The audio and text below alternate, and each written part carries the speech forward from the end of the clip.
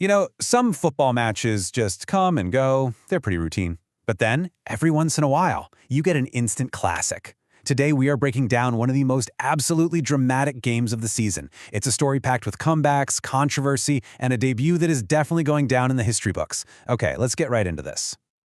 I mean, this is the question, isn't it? It sounds like something straight out of a movie, but this actually happened.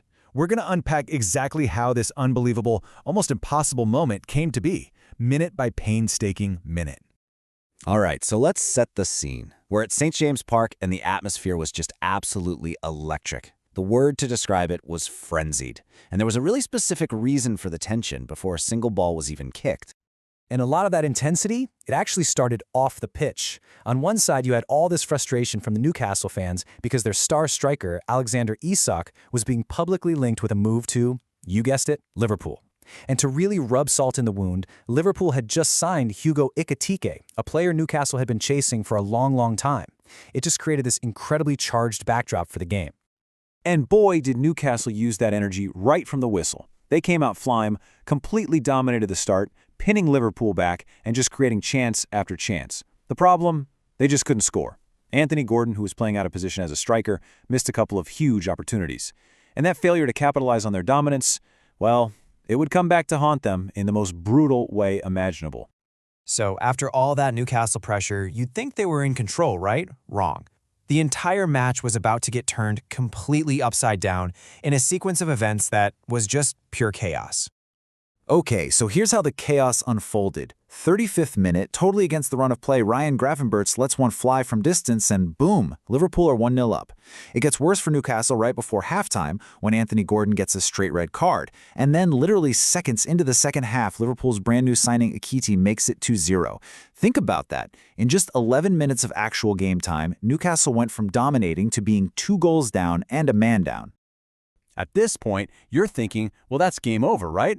But Newcastle's response, what they did next, was nothing short of incredible. It was a true testament to their fight and the amazing spirit of that home crowd. So was it.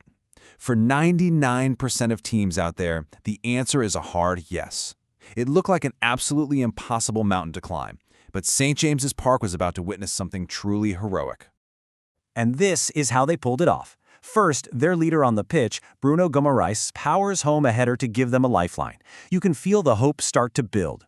Then, in the 88th minute, a substitute, William Ostula, scrambles the ball over the line. It's 2-2. The place just explodes. They've done it. They've rescued a point from a totally hopeless situation. Or so they thought. And that brings us to the climax, the moment that takes this game from a great comeback to a legendary Premier League classic, because the final, most unbelievable twist was still to come. 100. That was the minute on the clock. We are deep into stoppage time. Newcastle are just trying to hang on for what would have been an incredible, well-deserved draw, and Liverpool launch one last attack.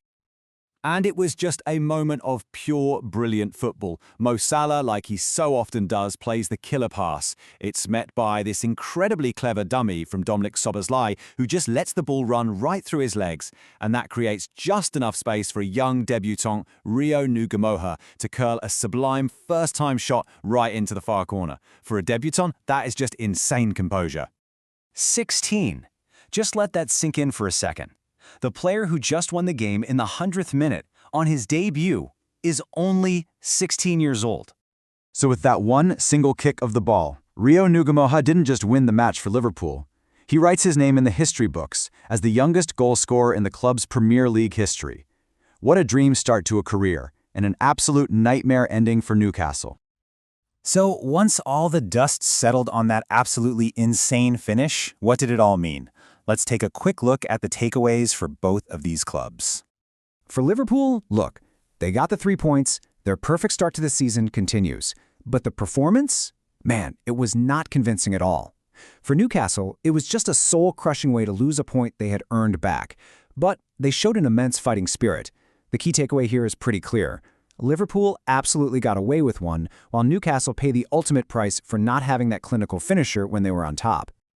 And hey, don't just take my word for it. Pundit and Liverpool legend Jamie Carragher did not mince his words, calling it one of the worst performances from a winning team. Which just goes to show, even with that incredible euphoric ending, Liverpool knows they have some serious issues they need to sort out. And that's really the big question we're left with, isn't it? While we get to celebrate the incredible, historic debut of a brand new star, does this dramatic, pretty flawed victory actually serve as a major warning sign for a team with title aspirations? It was a day of unforgettable drama, for sure, but it definitely raises as many questions as it answers.